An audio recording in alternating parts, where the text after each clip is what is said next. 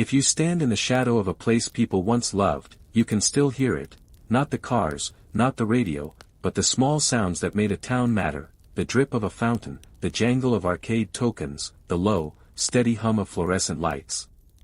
Walk slow, and you can almost keep pace with the ghosts.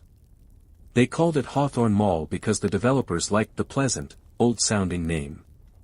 In the early 1970s, when the cornfields outside Vernon Hills yielded to concrete and glass, the promise painted in glossy brochures felt like destiny. 2 levels of polished terrazzo, a skylit atrium with a sculpted fountain at its heart, glass elevators that flashed with mirrored reflections, and a food court that tasted like the future.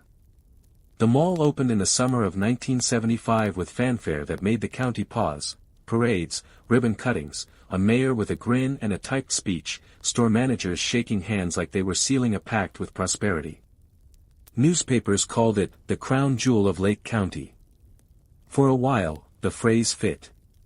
The 1980s treated Hawthorne like a child given every possible allowance. Teenagers took over its benches and planters, sneakers squeaking against the shiny floors as they mapped out the social geography of their high school lives. The Orange Julius stand by the east entrance served citrus shakes alongside flirtations that would stretch into first kisses. The mall's theater always showed the weekend hits a day later than the big city houses, but that made circuits of Saturday nights feel like pilgrimage, popcorn bags clutched, cardboard trays balancing sodas and laughter. Parents found answers to everything between the clothes racks and toy aisles. Birthdays were declared in the center court, beneath garlands of fake ivy and seasonal decorations that each year seemed more elaborate than the last. If the mall were a person, its chest would have been the fountain. Locals told stories as earnestly as scripture, couples who tossed coins and later married, teenagers who vowed eternal friendship seated on the fountain's rim, a woman who left a charm there the day she learned she was pregnant and swore it brought good luck to the child. A Tribune feature in 1984, Breezy, Human Interest, tracked 5 couples who admitted they had kissed by the fountain a week before their weddings. The reporter smiled, the paper printed the photos, and Hawthorne's reputation as more than a place to buy things was sealed. But history loves irony. The same decades that gilded Hawthorne also seeded its undoing. The retail map of America changed faster than the mall's fluorescent bulbs could be replaced. Big box stores moved into the outskirts of towns like weather fronts, bringing their own gravitational pull. Shoppers learned the arithmetic of convenience and price. A Saturday trip to a large superstore with parking and deep discounts felt like improving the family's ledger. Then, in 1991, Gurnee Mills opened, a colossal, gleaming alternative a mere 20 minutes away. It offered novelty, the promise of the newest national chains, the architecture of excitement, the flash of modern marketing. When customers found a newer shrine, a bit of Hawthorne's altar went quiet. Management tried to hold on with events and nostalgia. They booked rollerblade nights in the empty corridors, hired local bands for late summer concerts, and hosted fashion shows in the atrium so the skylights might still catch sequins and applause. For a time, these acts were enough. Older shoppers came back to reminisce, teens came to dare each other to sneak into the fountain at midnight, and managers balanced ledgers and hopes. But economies have teeth. In 1993, Sears, a cornerstone of the mall's anchor trust, shut its doors. Employees who had spent their whole careers in that store walked out with plastic bags and the quiet of finality. It's like losing a family member, Ellen Davis, a manager who had worked there for 20 years, told a local interviewer. Her voice did not need the microphone to be heard, the parking lots that summer spoke for her. And then there was the fire. It began, according to the official report, in a storage area behind the arcade on a wet November night in 1995. A light short in an overloaded socket, an older wiring harness, a cigarette stub discarded into an overflowing trash bin, the investigators' list of probable causes read like a catalogue of carelessness. The blaze itself was contained within an hour, sprinklers wedged the flames into blackened corners and employees paged through charred inventory and smelled the sour tang of what had been burned. But rumors, once born, are hard to extinguish. Some whispered that someone who'd been living in the maintenance corridors had started it. Others spoke of a cigarette, of teenagers smoking where they shouldn't have, of anger and an argument left unresolved. The truth would become one fact among stories. What mattered most was the effect. The fire gave breath to the mall's old, sleeping fears about decline. The scent of smoke lingered in the vents for months and, with it, a sense that the place was fragile. Foot traffic dwindled. Stores that once ordered inventory in truckloads began to scale back, then close entirely. Theatrical showings of new films grew sparse. The fountain, for the first time in years, had its water turned off temporarily for cleaning, but the calendar pages kept flipping and no crew ever seemed to arrive. Management changed hands. Proposals to rebrand and reinvest came and went like visitors who admired the architecture but never left a deposit. And while empty storefronts offered cheap rent to opportunistic pop-up retailers, cheap rent rarely translates into the return of the heart that built a place's identity. It was in the years of the slow descent, between 1997 and 2005, that the mall began to gather unease like dust. Janitors worked double shifts and still found themselves walking silent corridors at 2 in the morning, when the world had thinned and the fluorescent lights hummed at a frequency that made the spine tingle. On those nights they swore they heard the echoes of concerts that no longer took place, the faint clatter of arcade machines long disconnected, the syllables of adolescent whispers suspended like cobwebs. Security footage, preserved in clunky VHS tapes, recorded more than just the obvious: shadows where no bodies had been seen, the blurred image of a child peering from behind an abandoned toy display. Paranormal investigators, who loved the particular drama of decaying Americana, arrived with meters and questions. Their EVPs and footage were posted with grainy thumbnails and anxious titles. Some visitors found evidence of habitation: a hidden sleeping bag behind an air duct, a contraband pack of cigarettes shoved into a storage locker, the slow accumulation of belongings that told a small human story of marginal living invisibly folded into the mall's decline. There were also more specific, jaw-clenching moments that people could not unsee. In 2003, a group of teenagers snuck in through a broken service door and wandered into the former arcade. One of them climbed up onto the stage that had once hosted local bands, and in the half-light dared his friends to sing. When he started, the sounds of his voice met an uncanny reply. Somewhere in the vast, hollow theater, an answering cry echoed, not quite matched to any known voice in the group. They fled, horrified and still laughing from the adrenaline, but the video they uploaded later captured that questioningly perfect echo, and the comments section turned the clip into a local myth-making machine. In 2010, the internet found Hawthorne anew. A shaky YouTube tour posted by a young urban explorer drew hundreds of thousands of views. Clips of frozen escalators, mannequins dusting themselves in cobwebs, and sale posters with dates from a decade before made viewers nostalgic and anxious at once. People remembered their jobs there, their first dates, the face of a cashier who'd helped them wrap a present, and they typed those memories into the comments with the intensity of confessions. Old employees wrote long notes about the Christmas rushes that had once felt like the most important seasons of their lives. The videos served as a time capsule polished by algorithm and curiosity. And then the disappearance. In the fall of 2013, Daniel Ruiz, a 30-year-old freelance photographer with a fondness for abandoned architecture, drove into the Hawthorne lot with lights set for a photo session that promised to capture the beautiful decay of a mall that had been ignored. He left his car running in the lot. He took shots of the atrium, of the fountain's empty bowl, of peeling posters that had once promised a summer sale. He texted a friend a blurry image with a caption about ghost stories and a laughing emoji. He never returned home. Police searched the property for 2 days, climbed maintenance ladders, checked service elevators, and scoured the flat roof once. There were no signs of a struggle, no footprints leading into the overgrown grass beyond the parking lot, no trail of photo equipment. His camera was found in his car, the memory card intact but the files partially corrupted. Friends and family offered theories that ranged from the catastrophic to the fantastical: a fall down a forgotten shaft, a mugging gone wrong, a run-in with troubled people living in the shadows of the building. The official case file closed with a "no foul play suspected" note and a stack of unanswered questions. Vernon Hills learned to add the name to the mall's roster of small tragedies and whispered of the night in which a man had vanished. The closure that followed felt inevitable. After Daniel's disappearance, city officials moved quickly to fence the site and padlock its stories inside. Developers who had proposed conversions, artist lofts, indoor parks, mixed-use villages, seemed suddenly less credible against a backdrop of law enforcement tape and local grief. Signs that once advertised, "coming soon," stuck like fibrous grief across boarded windows.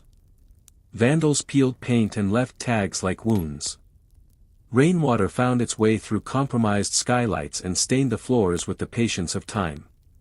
The fountain, ironically, became a lens for all the old superstitions. Watching workers later, tearing into its foundation, found hundreds of coins beneath the plaque, dull and thick with years. One coin, strangely bright among the tarnish, caught in a shovel's edge like an editorial aside calling for attention. No explanation made sense, but people liked to suggest meaning to the small anomalies of decayed places. Meaning made them feel less absurd.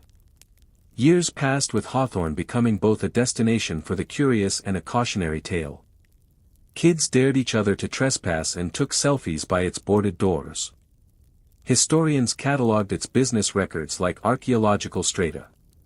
Urban explorers, more reverent than the kids who made TikToks, left notes behind in tiny sealed envelopes describing what they felt. "This place smells like gum and possibility," one volunteer wrote, and slid the note into a seam in a display case as if being seen by a future archaeologist might be an act of kindness. In 2018, a more concrete discovery complicated the folklore. Behind a stack of plywood in a maintenance room, a plywood door had been nailed crudely and forgotten. Inside, a small living space remained. A mattress sagged where sheets had been folded away. Stacks of newspapers had yellowed into legible timestamps: 1984, 1985, 1986. A portable cassette player still sat on a makeshift shelf, and in a drawer, someone had tucked a cassette marked with a handwritten label, "Hawthorne Mix, August '84." Someone in the city's historical society played it, and the tape hissed the way old memories hiss. Beneath the static, careful ears could make out something else: faint music, a synthesizer line like the ones that scored arcade nights and high school dances, and what might have been laughter, and, at a place where one might expect a track to end, a voice that seemed to say, "Don't forget us." Historians shrugged and suggested it was a test recording or a DJ's mixtape from a store opening. Conspiracy boards had more fun: evidence, they said, of denial pressed into magnetic tape, proof the mall kept echoing even when its lights were out. The mall's death knell arrived not with another fire but with an ordinance and an idea. By 2023, the Vernon Hills Council voted to approve demolition and redevelopment. Developers proposed an open-air plan: townhomes, boutique shops, a greenway that would pretend the place had always been a garden rather than a monolith of consumerism. They named it Hawthorne Place Village, a phrase assembled to keep memory while promising renewal. Construction began with steel and hard hats and a practical noise of a future being hammered into place. The atrium came down first, then the glass elevators, then the signs that had promised joy in blocky fonts. Crews worked through heat and rain, and neighbors watched like relatives in a hospital waiting room for the final discharge. Yet even the demolishers told stories about what they heard while they worked. Foremen who had spent years on sites claimed strange things in the half-light. A scent of kettle corn where no kettle had ever been stationed, the soft pop of a neon sign that no longer had electricity, the hum of an elevator that had been sealed for a decade. One demolition crew paused because a worker swore he had seen a small boy run across the atrium and vanish into rubble as if into a door that had not been there a moment before. The crew laughed and shook hands and, in their private evenings, admitted to checking their rearview mirrors as they left the lot. When the contractors finally cracked open the fountain's concrete heart, the coins glinted like a miniature sea. They removed handfuls and counted them: quarters, pennies, dimes, all tarnished except the one that seemed to resist age and wear, a quarter that, when examined, looked newly minted. People posted photos as if to say the place had played one final trick, a sign of something that keeps one small bright object intact even as everything else collapses. The workers framed it in slant anecdotes and left it at that, an unsolvable puzzle in a box of explanations. Today the site is a different place again. Developers build new facades and plant new trees that will take years to shade benches where people will read and pretend not to watch one another. Yet the stories of Hawthorne Mall lived on in podcasts and documentaries, and the odd local book that sold few copies but burned with an affection only the intimately nostalgic can manage. For some, it was a lesson about the pace of change. For others, it was proof that communal places created memories that corporate forecasts could not quantify. Tourism boards used images from the mall's heyday, families smiling beneath balloon arches, teenagers with cardboard boxes of records, to market the town as vibrant and rooted, as if the lessons of the mall could be recycled into amenity. If there is a moral at all in the tale of Hawthorne, it is small and stubborn. Buildings become more than goods and leases. They host first loves and bad haircuts, small private humiliations and the luminous banalities of daily life. They are honored and abused, lit and abandoned, praised and then quietly shamefaced. The mall was always an engine of desire, a capitalist cathedral with fluorescent light for stained glass. It was also a place where the community learned to recognize itself, not always in flattering ways. When it decayed, it did not merely empty, it released a load of memory that people gathered up like coins, or as seeds, scattering them in blogs and whispered altars in parking lots. The echo of the fountain, the cracked tiles, the ghost of a mall Santa waving frozen smiles, those are not just detritus. They are the material of ordinary human life. There are still people who swear the mall never fully closed. Seniors meet at local diners and tell stories with a kind of ritual repetition. You remember the smell of the pretzels? Of course I do. They exchange names they once used and wait for another to add a detail, and the gatherings form a kind of secular liturgy that keeps the mall alive in the act of remembrance. The kids who trespassed as a thrill are middle-aged now. Some of them go back with their own children to point out what used to be a candy store or a storefront where a parent had once worked. Others keep the memory in their pockets like a talisman, pulling out a photo on their phones of a day when the atrium glittered for a parade. Hawthorne's story is not unique in the larger catalog of American places built to be larger than they were meant to last. But it is particular in its textures, the mixed paperbacks left under benches, the way a janitor once taped up a handwritten notice reading "Love is free, take one" and meant it as mercy to people he might never meet, the angle of sunlight through the skylight at 3 in the afternoon in July that made everyone pause and smile. For those who loved it, the mall held more than commerce, it held moments you could anchor your life to. So if you find yourself driving through the suburbs at dusk and you pass a wide concrete lot with a new development, or a vacant shell of a building, listen for a second. If you are patient and still, you might not hear the clatter of shoppers or the blare of an ice cream stand. Instead, you might catch a sound the internet taught us to recognize. The small gasp of recognition when someone remembers something whole and ordinary and gone. That gasp is the sound of people keeping a place alive. Because they need its shape to hold their memories. It is quieter than any neon sign, and yet somehow more luminous. They demolished the last wall, hauled away the final bit of terrazzo, and poured new foundations. The mall's official address remains in municipal files, a string of digits and a zoning code. But the thing Hawthorne gave to Vernon Hills, 1,000 small domestic rituals spread across neighborhoods, the idea that commercial space could become social space, didn't get torn down as easily as the building. It migrated into living rooms and comment threads, into podcasts and the private journals of people who once sat by the fountain and listened to 1980s radio while planning the rest of their lives. In the end, that was the mall's most human, most stubborn legacy, a lesson that places collect us as much as we collect them. And sometimes, if you walk through a place that used to be full, the wind will make the cracked tiles sound like applause. If you stand very still, you can almost hear the mall thanking you for remembering.